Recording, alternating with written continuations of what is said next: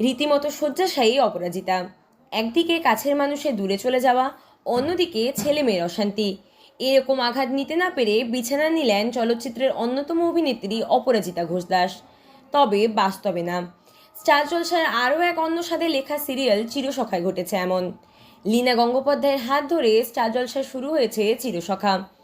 ভালোবাসার এক অন্য সমীকরণ ফুটে উঠেছে ধারাবাহিকের গল্পে।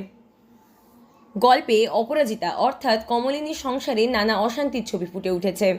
শতবাধার মাঝেও স্বতন্ত্র রয়েছে তার ছায়াসঙ্গী হয়ে। কিন্তু এর মাঝেই মৃত্যুশয্যায় কমলিনী। সম্প্রতি মুক্তি পাওয়া ধারাবাহিকে নতুন প্রমোয়ে ফুটে উঠেছে এমনটাই।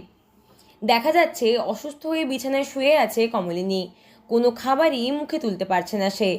বাড়ির সবাই শত চেষ্টা করেও কিছু খাওয়াতে পারছে না তাকে।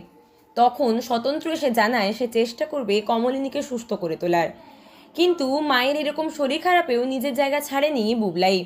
নতুন কাকুর মায়ের মুখের খাবার তুলে দেওয়াতে তার রয়েছে ঘোর আপত্তি। তাতে যদি সুস্থ না হয় তার মা, তবে নাই হোক।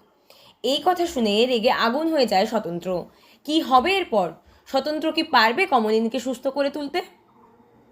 ইতিমধ্যেই বুবলাইয়া তার স্ত্রী বর্ষার অপমানে জর্জরিত হয়ে বাড়ি ছেড়ে চলে গেছে নতুন ঠাকুরপো। আবার অন্যদিকে আত্মহত্যা করতে গিয়েছিল মিঠির প্রেমিক প্লুটো, যার দায় এসে পড়ে মিঠির ওপর। কমলিনী ও মিঠিকে ছেলে ধরা বলে অপমান করে প্লুটোর মা। এসবের পরে প্লুটো সুস্থ হয়ে বাড়ি ফিরলে সে ঠিক করে তার জীবন নতুনভাবে শুরু করবে সে।